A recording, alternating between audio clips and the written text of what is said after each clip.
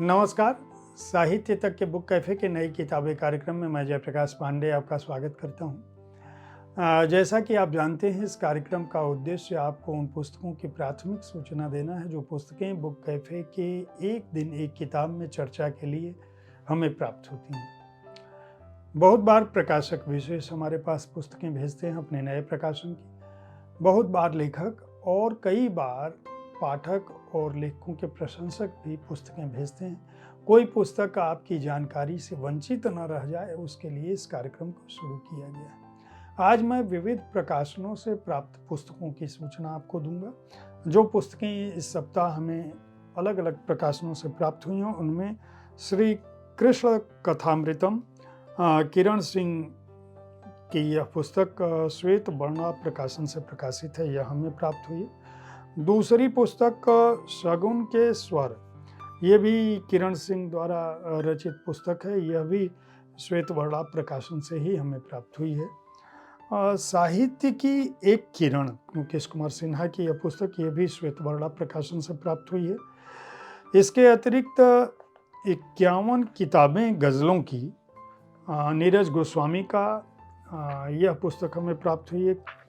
भाग 3 का खंड 1 है और 51 किताबें गज़लों की भाग 3 का खंड 2, ये भी नीरज गोस्वामी द्वारा संकलित पुस्तक है। ये दोनों पुस्तकें एनी बुक्स से प्रकाशित हैं, यानी 51 किताबें गज़लों की भाग 3 का खंड 1 और खंड 2 दोनों एनी बुक्स ने प्रकाशित किया है।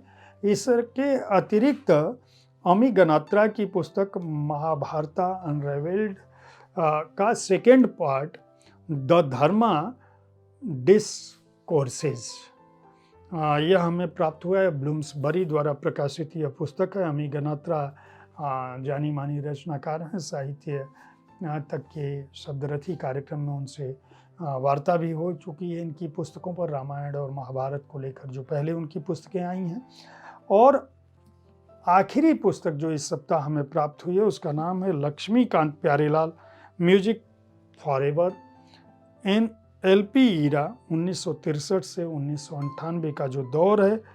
अजय पौंडरिक की यह पुस्तक है, जिसे ब्लू रोज पब्लिशर्स ने प्रकाशित किया है। तो ये कुल 7 पुस्तकें साहित्य तक के बुक कैफे की एक दिन एक किताब में चर्चा के लिए प्राप्त हुई हैं।